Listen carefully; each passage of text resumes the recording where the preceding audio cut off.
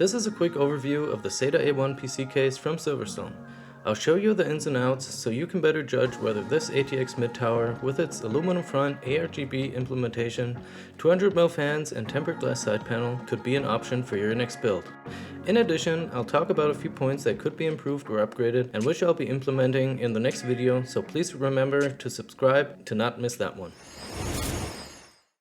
Welcome to the Pixel Generator channel. FYI on the AV Techy sign in the background. Great case reviewer, good friend, and he had the case sent to me from Silverstone at the time free of charge. Subs on both channels would be much appreciated. The case comes in a sturdy box and is surrounded by soft foam that should keep the case safe in most shipping situations. The SETA A1 is an ATX mid-tower that features a real aluminum front panel that's about 3 mils thick and has a brushed finish. It comes with a tempered glass side panel, two large and quiet 200mm fans in the front, with an additional 120 exhaust fan in the rear. Next to the two standard USB 3.0 and a combined headphone and microphone jack, the case features a USB 3.1 Gen 2 Type-C port, all well accessible at the top of the case.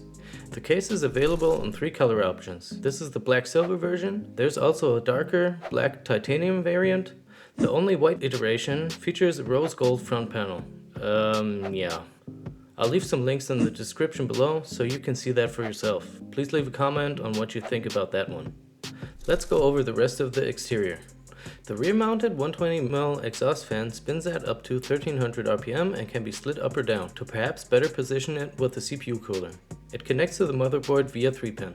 The case has 7 standard horizontal PCI expansion slots with 2 vertical mount ones to the side. Please don't use these with an air-cooled graphics card. Glass panels are really lousy air filters. The side panels are held in place by thumb screws. I especially like the way the panels hook into the front, can be hinged outwards and easily removed. This method also leaves no visible screws in the tempered glass side panel.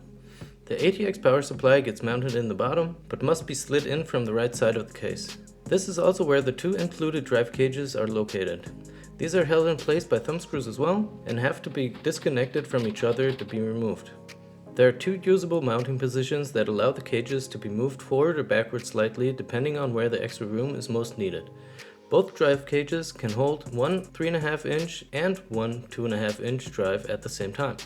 There are 2 additional 2.5 inch mounting brackets on the back of the motherboard tray just below the large CPU cutout area. The back of the motherboard tray only features some well-placed but ungrounded cable pass-throughs and some rudimentary tie-down points. There's some upgrade potential here that I will get into in the next video. Remember to subscribe to not miss that and other upgrades, but more on that later. But why does this area need upgrading? Let's look at those front I/O cables. They are mostly unsupported and so far forward that they could easily be damaged by the front catch of the side panel. This could be done better. Continuing on those cables and taking a look at the inside of the case, that just does not look good. No one wants to see that. So this also makes it to the list of things to upgrade. Speaking of upgrading, looking at the completely bare and boring motherboard tray, it's sad. Really, just sad. The whole front portion that won't be covered by a motherboard just feels empty and like a waste of space. Yep, that's another one for the list. Yeah, but the PS shroud is fine, right? Well, yeah, sure, I guess. But what are those 120mm fan mounting holes for? Is anyone seriously going to put fans there? I'd say no, not really. Because even if the top is perforated, underneath you have your drive cages and the excess bunch of cables blocking any real airflow pass. But what else could we do with these then? Yep, you guessed it, another possible upgrade for the list. You're really getting good at this stuff. Let's look at the included dust filters.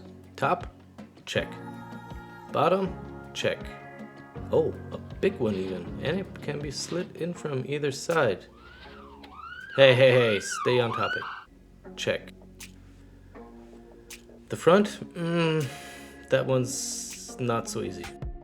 This seemingly closed off front with no visible filter does have one, and it's actually not completely closed off. It has openings in the top and bottom for air to come in, and this is also where the ARGB lighting will spill out of. Now, to get to the front filter, the whole piece must be pulled off. This reveals the 2 200mm 3-pin fans that spin at up to just 800 RPM. There's also no need for them to run any slower, they are really very quiet. Oh yeah, here's a surprise. The front panel is tethered to the case via the RGB cable, so I hope you still have that side panel off to untangle those wires. Okay, and now we can finally look at the front intake filter and those tiny tab things to release.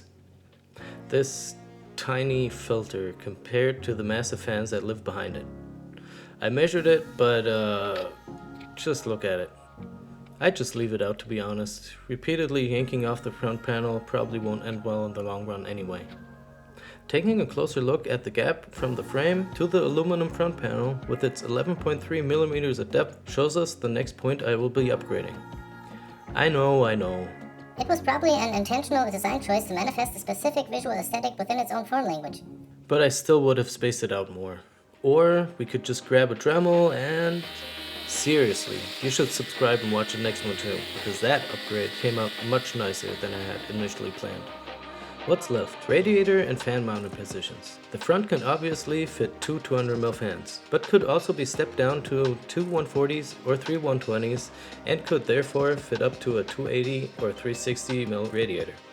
The top can fit two 140s or two 120s and their corresponding radiators. The rear is stuck to its 120mm sizing, but a radiator could even fit there too. Air coolers are supported up to a height of 175mm, and graphic cards as long as 350mm can go in.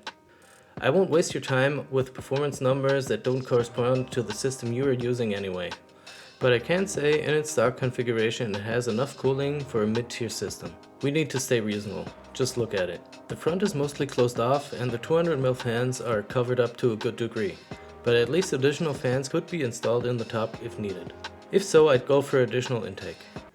Thanks for watching and I'll see you in the next one.